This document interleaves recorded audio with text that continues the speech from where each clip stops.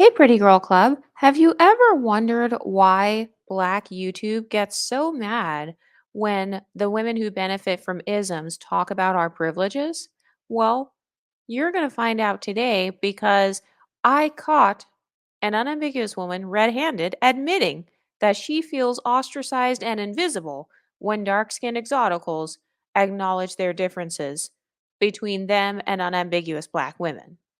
I told you guys this multiple times. Unambiguous mono dark skinned Black women with broad features and 4C hair, they need us to be their representation. They need women who benefit from isms to be their representation because without it, they don't have a beauty standard. They don't feel like Ari Lennox or Whoopi Goldberg or Viola Davis are pretty enough to be their representation. They're fighting to keep the Lori Harvey looking women identifying as only unambiguously Black because those women are who makes them look good. And so they have spent decades hiding behind the beauty of both light and dark skinned women who benefit from the isms. And so when you, as a light or dark skinned woman, acknowledge, hey, I benefit from the isms, and so I'm different than an unambiguous Black woman in terms of how I look and how I'm treated, they get upset because you're no longer playing into the lie that they told themselves, which is that they all look like Lori Harvey or that they all look like Beyonce or that they all look like Justine Skye. We know that the average everyday Black woman walking down the street doesn't look like any of those women because all of those women are either mixed race or they benefit from either colorism, texturism, or featureism.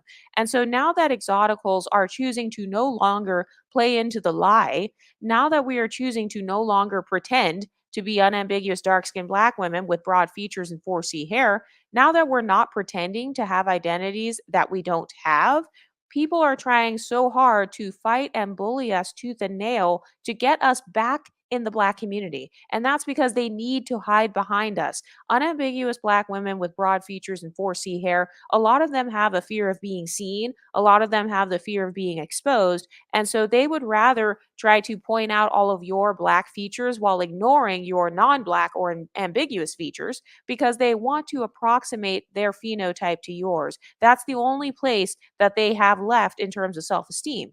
Without dark skinned exoticals in particular, they have no more beauty standard. I have a really good friend who's Ethiopian, and she was telling me about her experience and how she's perceived when it comes to her looks. And she didn't understand the concept of exoticism because people are always telling her, like, oh, you look so exotic, you're so pretty, asking her if she was from this place and that place. And she was like, I never understood the fascination with my looks. And she's not insecure. She knows that she's beautiful. But she said to me, like, does anyone ever call you that? Have you ever been called exotic? Because to me, you look exotic. And I was like, no. And when most people describe a Black person as exotic, they usually are lighter skinned, they have a looser hair texture. And if they're dark skinned, they usually have features that most people don't associate with being Black, as in a straight nose, a small nose, almond shaped eyes, looser hair textures, whatever, you name it. The definition of exotic is different, strange, or unusual. I think fetishizing exoticism really hurts us and Black women, especially ultimately, because it just creates a bigger space to further marginalize and ignore the beauty of the quote unquote average Black woman. The phrase exotic is subjective in general, but people have their own preconceived notion of what it looks like. There are so many African American Black women that I think are just the most beautiful, beautiful beings I've ever seen. Jill Scott being a great example. And obviously, what I'm describing falls into a bigger bucket called featureism that I think is not talked about enough, but it's disorienting. And sometimes I feel alone in my experience because I hear and see people say that, oh my gosh, dark skinned women are so fine. But then it's always not you though.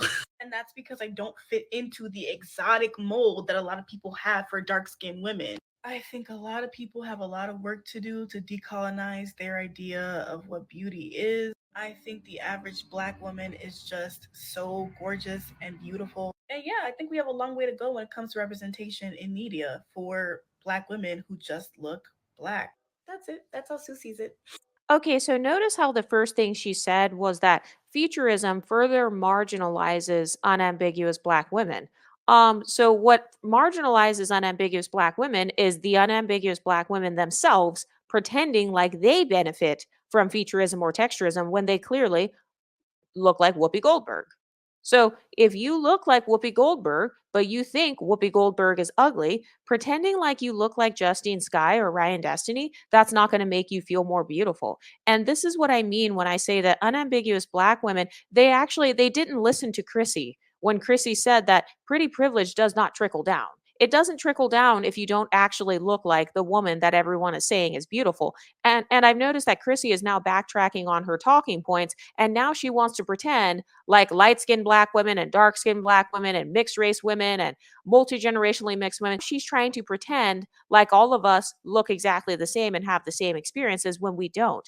And the only group of women that actually hurts is unambiguous black women themselves. So it's like, hey, if you want to force me to be your representation, if you want to give me multiple titles in society and allow me access into your community and put me on a pedestal, that's fine. But don't turn around later and get mad about isms when you, as unambiguous black women, are the main ones perpetuating it by hiding behind and pimping out dark skinned black women like Justine Skye and Ryan Destiny and pretending that you guys look like them when you don't. Both of those women are mixed race.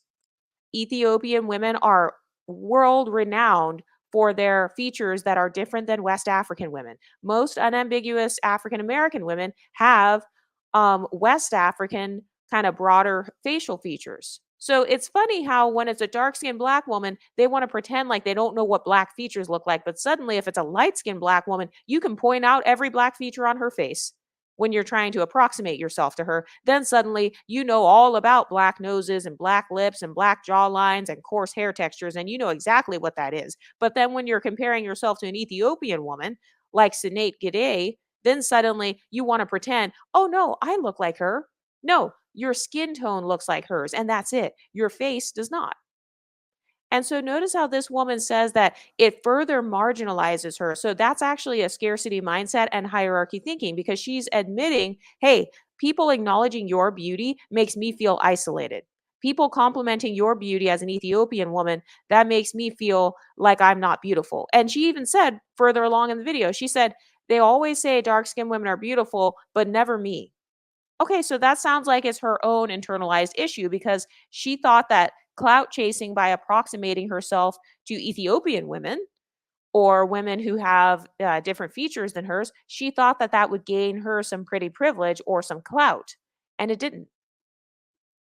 And this is where the resentment comes from that a lot of unambiguous black women have towards the black women who benefit from isms. This is where their resentment comes from. Their resentment comes from always being overlooked. Their resentment comes from always feeling replaced. But the problem is they volunteer to replace themselves because if you, as an exotical, say, hey, I benefit from featureism, then they'll suddenly come back and say, no, you don't. What are you talking about? You're dark AF.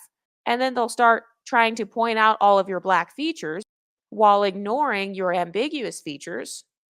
And so they will try to bully you back into the unambiguous dark skinned black community because ultimately they want to hide behind you. They want exoticals to be their mules. So notice how if you go on black empowerment YouTube channels, they talk a lot about corrective promotion.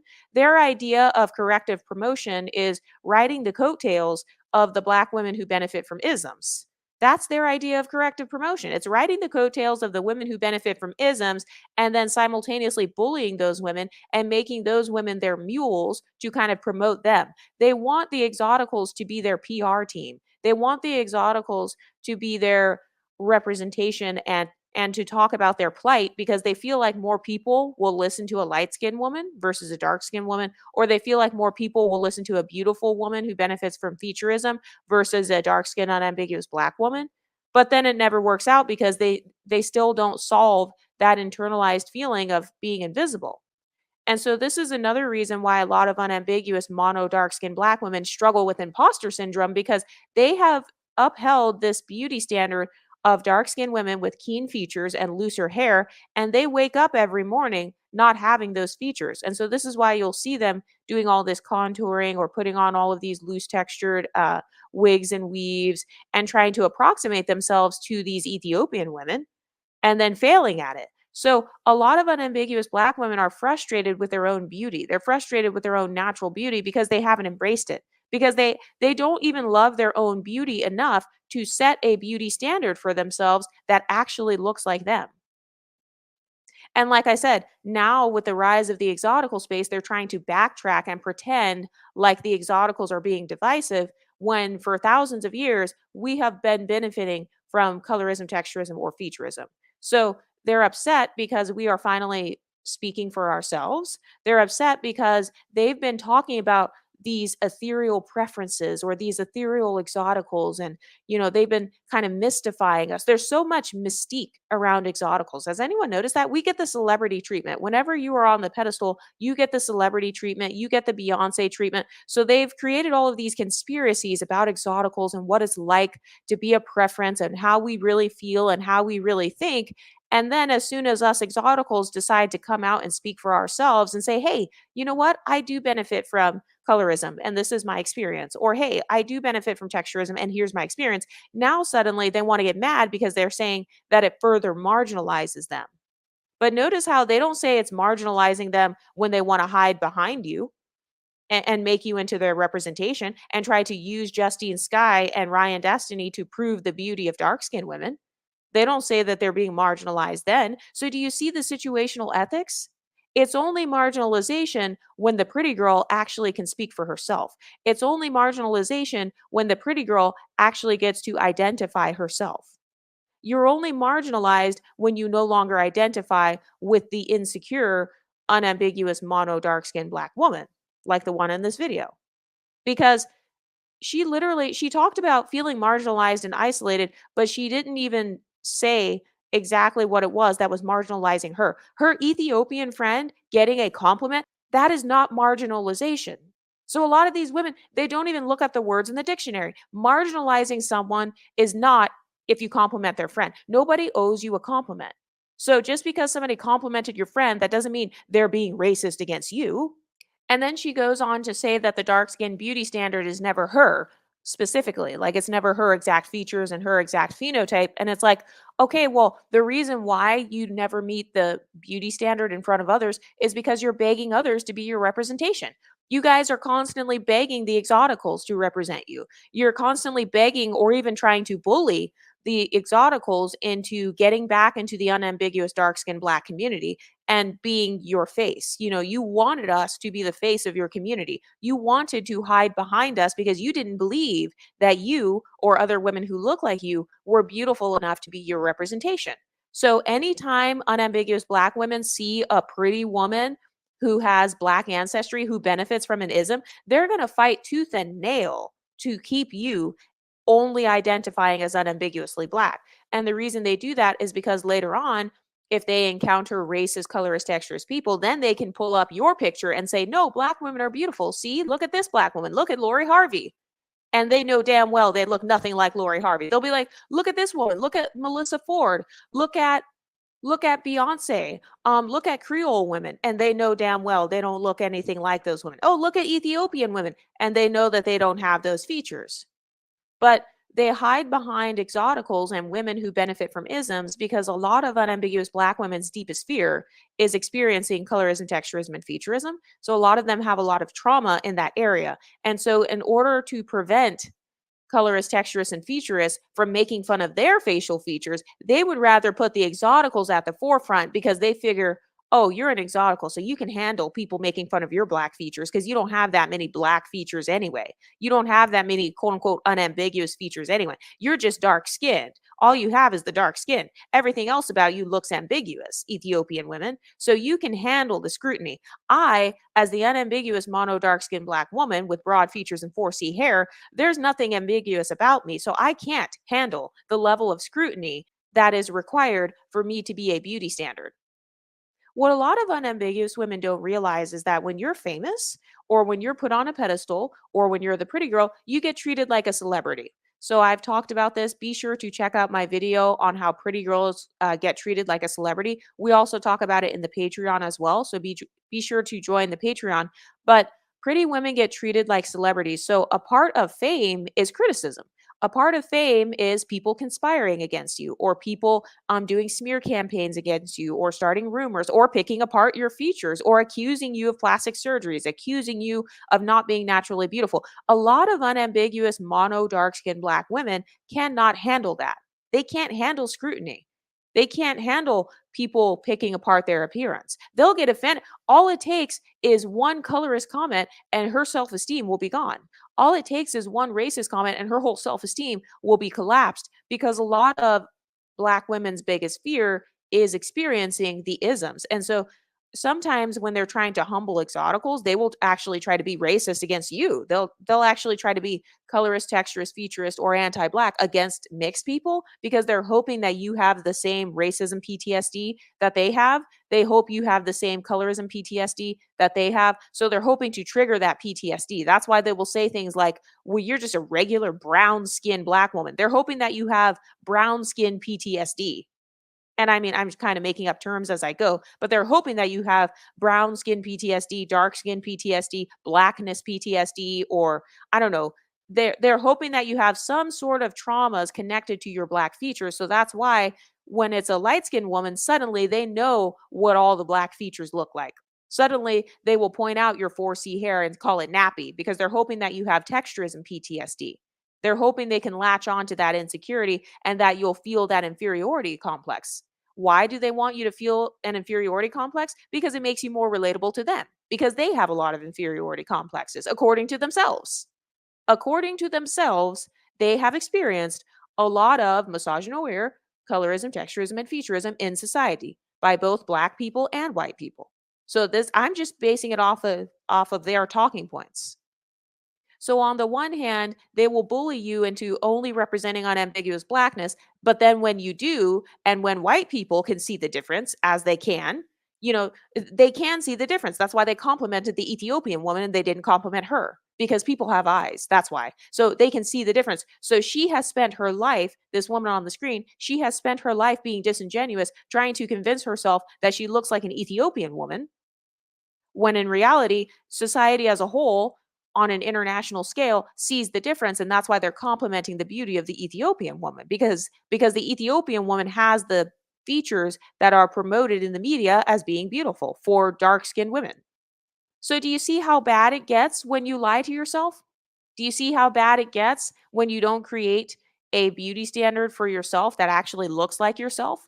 Do you see how unambiguous women have badly social climbed because they're constantly pretending like they look just like Tinashe or Lori Harvey or even Ekane? They're pretending that they look just like Ekane when Ekane is clearly light skinned. So Ekane has a universal skin tone, which is what I call it, aka quote unquote light skin. So people from other racial communities can relate to Ekane's skin tone more than they would be able to relate to maybe a super deep chocolatey skin tone. So that's another area where a lot of unambiguous women lie to themselves because they pretend that all Black women look like Beyonce. I've had people come on my channel and say, all Black women look like Beyonce. Beyonce looks like every woman in Houston. Or they'll be like, Doja Cat is not even light skinned. And it's like they will move the goalpost depending on their self-esteem level. They will move the goalpost for what's Black and what is ambiguous. They'll move the goalpost for who benefits from what isms. That's another question that the Black community still cannot answer. Be sure to check out my YouTube video about 23 questions Black YouTube cannot answer. Who benefits from isms? Who gets to decide who benefits from isms? Can dark skinned women benefit from isms? Because a lot of unambiguous Black women love to lie to themselves and pretend like you can't benefit from isms and be dark skinned. There are dark skinned women all the time who benefit from futurism and texturism. Ethiopians are the poster child. Ethiopians, Somalis, and Eritreans are the poster child for dark skinned people who benefit from isms every single day. They have a different life than unambiguous mono dark skinned Black women of African American descent. They have different stereotypes that are applied to them. And so she's saying that it feeds featureism against Black women. And the only reason that it can feed featureism against Black women is because Black women have not decided to represent themselves. They're constantly trying to bully the Exoticals into being their representation, but then they will resent those same Exoticals for getting that pedestal instead of putting dark skin and unambiguous Black features on the pedestal. They want to force us to be on their pedestal and then try to bully us back into the community by pointing out our quote unquote unambiguous features and saying things like you're too dark to be mixed, or your hair's too nappy to be mixed. So get back over here in the black community with me. Get back over here at the bottom with me. Get back over here and be my representation. And yes, a lot of them think that they are at the bottom because this is what they have said. This person says that's why it's so important for us to feel beautiful within ourselves because no one can take that away from us. Exactly. If the woman on the screen truly had pretty privilege, she would have a lifetime worth of experiences to back up the fact that she is, in fact, beautiful as an unambiguous Black woman. But because she doesn't have multiple sources of micro validation, she is constantly looking at how many compliments her Ethiopian friend gets. I have no idea when the last time my friends were complimented because I don't count compliments. I don't like compare my compliments to my friends' compliments. So the fact that she's even comparing how many times her Ethiopian friend gets complimented, or the fact that she's like even making a TikTok, imagine being so obsessed and comparing yourself so bad that you're sitting at home on a weekend making TikToks about your friend's beauty.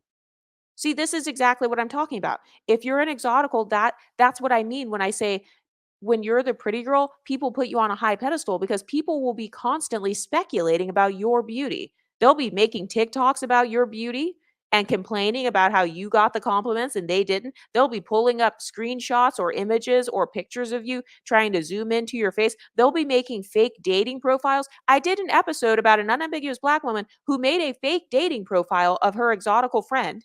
She took her exotical friend's picture and made a dating profile to see how many likes her friend would get if she had a dating profile. So, do you see the deep rooted comparison? And then someone says, I'm tired of these topics. It's hilarious how they're tired of these topics when the exoticals themselves start speaking out. And it's like, if you're tired of these topics or you don't want to talk about it, just keep scrolling. Nobody's asking you to be here. Nobody's asking you to talk about these things. And then we've got a lot of women in her comment section admitting that they benefit from featureism. And do you guys remember how, like 10 years ago, unambiguous Black people, they were begging us to acknowledge our privilege. They were saying, check your privilege, acknowledge your light skin privilege. They were almost saying it in a bullying way because they didn't think that we would actually acknowledge our privilege and then create entire communities based on those said privileges. So remember how they used to say all the time, you need to check your privilege. And now that we actually have checked our privilege and created YouTube channels discussing the nuances of those privileges, suddenly, oh, you're marginalizing me. Really? So we are marginalizing you by receiving compliments? Because that's what this TikTok was about. She said that it was marginalizing her because her friend was being exoticized. So apparently, if you don't compliment an unambiguous dark skinned mono Black woman, you are marginalizing her. So you owe her compliments about her beauty. If you don't compliment her beauty, you're marginalizing her. That's featureism. How dare you compliment an Ethiopian woman and not compliment an unambiguous Black woman? And I find it hilarious how you're allowed to compliment unambiguous Black women, and I don't see mixed race women saying, we're being marginalized. No, because mixed race women have other sources of validation in society. Unambiguous dark skinned Black women are the only ones who will say things like this, like, you're being a featurist by only complimenting Ethiopian women. Okay, fine, Keisha, you look nice today. You feel better? You know what I mean? Like, this is just one big giant tactic to try to bully people into complimenting them. They're hoping that they can utilize pity so that they can gain attention. So I'm noticing a pattern with a lot of unambiguous women where you have two options as an unambiguous woman: either be pretty or complain about your traumas. Those are the only two ways that you get attention on social media. I've noticed that is that's their MO a lot of times. And by the way, I'm just repeating what I've heard unambiguous Black women say themselves. Either be pretty, or if you're not pretty, you just have no choice but to talk about traumas. That's what a lot of the Black empowerment channels are. That's what Chrissy's channel was. She didn't talk about having pretty privilege and navigating pretty privilege. No, that was not the brand of a lot of the Black female YouTube spaces. Their brand was very male centered around Black men. Their brand was very male centered around white men. Once the divestment movement, once they saw the divestment girls getting successful, then they tried to hop on the divestment and swirling bandwagon. And then they said, okay, now we're going to be white male centered. But then they saw the exotical space and they saw how innovative we were. They saw that we talked about pretty privilege from a decentered perspective. They saw how I've got over 700 videos that are not focused around how to get a man, how to make him think you're wifey material, how to prove yourself to a man, how to catch the eye of a white man, how to be a hypergamous queen and get this white savior to see you as beautiful. So they see this space that is decentered from men. They see a space that is decentered from whiteness, which is very rare in the mixed race community. And people are upset because we're innovative. And they're upset because this channel is going to hit 1 million subscribers over the next 10 years, according to how it's trending right now.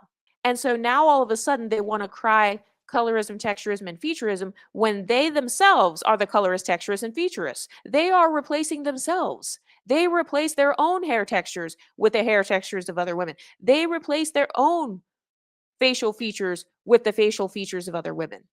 They replace their own children's features with the features of people from other races.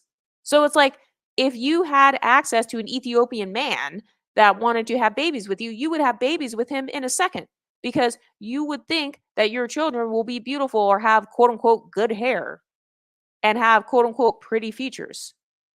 So if you're calling exoticals colorist, texturist, and featurist, where do you think that they learned that colorism, texturism, and featurism from? And a lot of people say that this channel talks a lot about what the black community is doing wrong and doesn't talk about what the white community is doing wrong. That's because the black community is the only community that is currently on a daily basis talking about exoticals. If there were white women who were making TikToks on a daily basis talking about exoticals, I would address them too. But all I see on here is unambiguous black women for the most part.